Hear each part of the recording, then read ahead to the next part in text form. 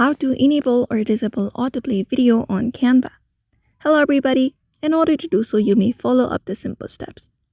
So for that, all you gotta do is open up canva.com, and once you are there, you will be finding this interface.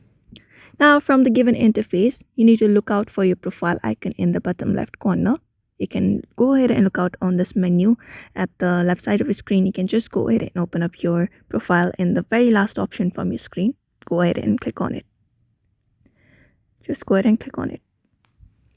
Once you do that, a menu appears. Now from the given menu, select settings, and this opens up.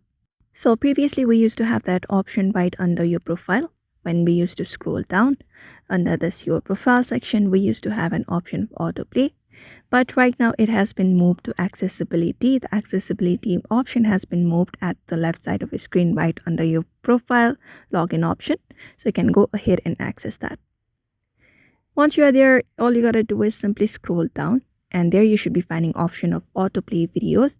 So you may scroll down, and this one right here, just go ahead and drop it down, and from here you can either select on or off in order to enable or disable the autoplay. And that's it.